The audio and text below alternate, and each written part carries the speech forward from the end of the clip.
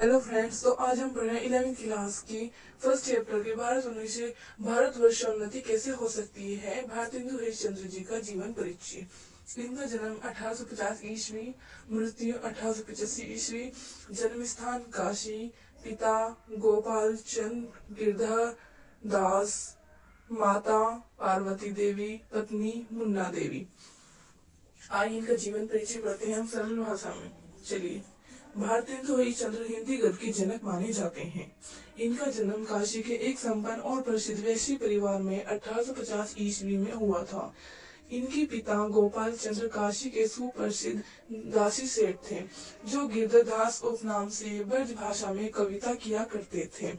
भारतेंदु हरिश्चंद्र ने कवि प्रतिभा केवल 5 वर्ष की आयु में एक दोहा रचकर अपने पिता से सुकवि होने का आशीर्वाद प्राप्त किया।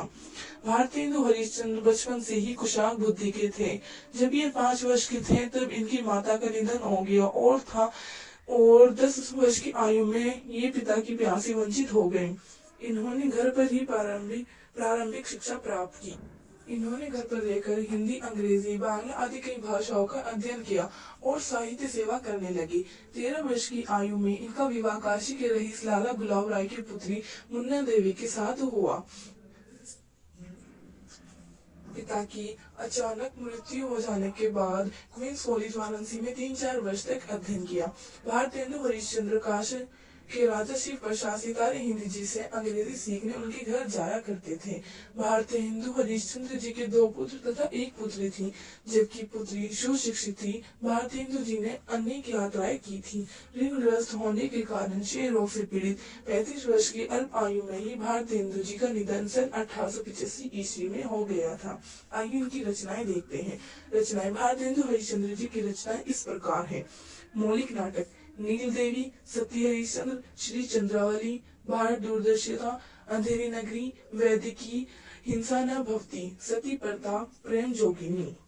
अनुदिति, आइए अनुदित देखते हैं। रत्नावली, मुदा राक्षस, भारत जननी, विद्या सुंदर, दुर्बल बंधु, कपूर मंजरी। निबंध संग्रह देखते हैं।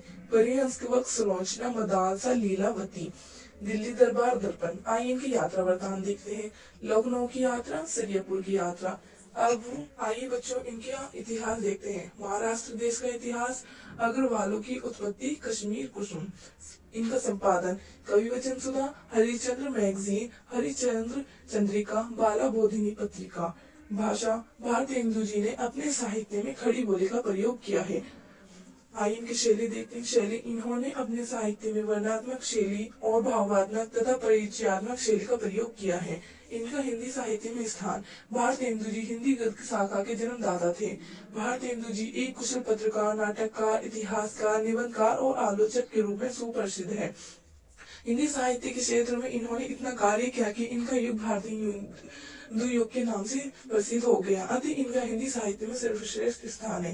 थैंक यू बच्चों। अगर आपको वीडियो पसंद आई है तो लाइक सब्सक्राइब कीजिए। हमारे चैनल का नाम इंडियन 0786। Thank you.